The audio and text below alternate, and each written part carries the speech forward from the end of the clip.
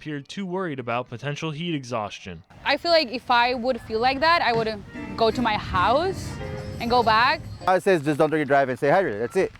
Enjoy the festivities.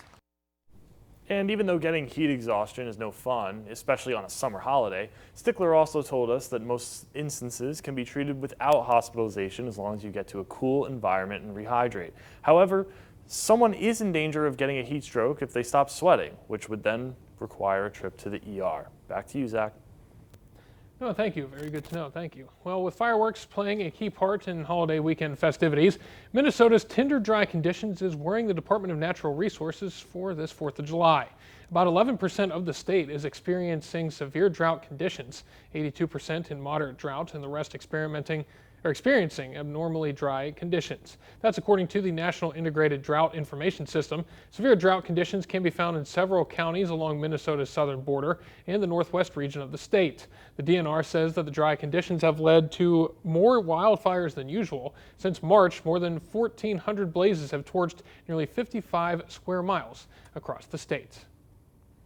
The city of Stewartville kept the good times rolling today for their 4th of July festivities. After a packed house for the Summerfest dance last night, today was no different. The action kicked off with Summerfest's arts in the park with food and craft vendors, a beanbag tournament, home run derby, and rides for the kids. The Arts in the Parks Board says this has been the most successful event they've ever had and is thankful for the community to be able to celebrate this holiday.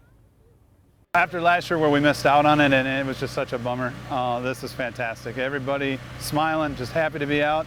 Mother Nature gifted us with a beautiful day, so pretty cool. The Summerfest parade got started at 6:30 this evening before fireworks at dusk for the town. A 4th of July parade in Iowa ended in tragedy yesterday with 1 person killed and 3 injured. An elderly driver lost control of her car as the parade was ending and accidentally backed into the crowd, pinning spectators underneath it. Witnesses say the elderly woman confused her brake with the gas pedal as the car went into reverse. Parade goers scrambled to lift the car off the people trapped underneath. The Iowa State Patrol is identifying Mary Nenow of Albert Lee as the person who died in the accident. 3 other people were taken to the hospital, including a 6-year-old boy who had to be airlifted for emergency treatment. It was a blur. My adrenaline was going. There's at least 5 of us in front of the car, including my wife. Maybe there's definitely probably more. But we just got to the front of the car and counted to 3, and we were able to lift it up, thankfully. So. You were aware at that time that there were people under the car? I knew there were people under the car. I didn't know how many, who it was. I just know we had to get it up. Thankfully, those bystanders were able to get it up. The incident is under investigation. Meanwhile, further south, 4 people are in the hospital after a boat overturned on the Raging River ride at Adventureland in Altoona yesterday. 6 people were on the ride when it overturned. 3 are dealing with critical injuries and 1 with minor. Multiple emergency crews responded to the scene, but because the ride is located at a remote distance from park entrances, it made getting to the incident difficult. The ride had been inspected just 1 day before this tragic incident and was found to be in sound working order. Authorities say a police officer in southern Minnesota shot and killed a person after an early morning altercation. It happened in the town of Olivia around 2:20 a.m. Officials say an armed person confronted an off-duty officer in an alley. The person was pronounced dead at a local hospital. The officer has been placed on administrative leave. No other information is available at this time. Olivia is about 100 miles west of the Twin Cities. As COVID-19 limitations are fading away, tourists are returning to Minnesota and Midwest resorts, but a lot of workers are not.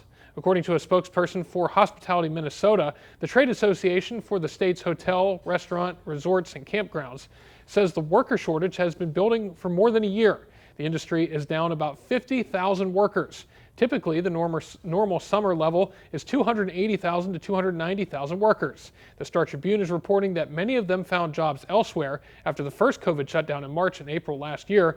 Others left when a second hospitality shutdown was ordered later in the year.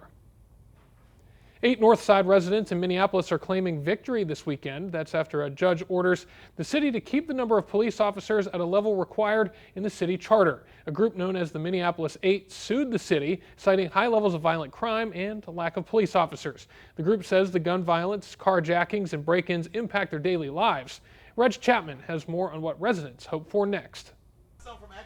These neighbors say the both and approach to policing in Minneapolis has won the fight in court. A judge ruled the city must keep the number of police officers at a level required in the city charter. We have to work together. That's what this is about. Us working together to build this city back. Kathy Spann is part of the Minneapolis 8, a group of neighbors who sued the city because they felt there was not enough police on the street to protect them from a surge of crime that impacts poor and minority neighborhoods. And the courts have decided that yes, we have been harmed, that we in fact have been impacted, that our lives are in danger. The judge heard that there are bullets coming through our homes, through our cars,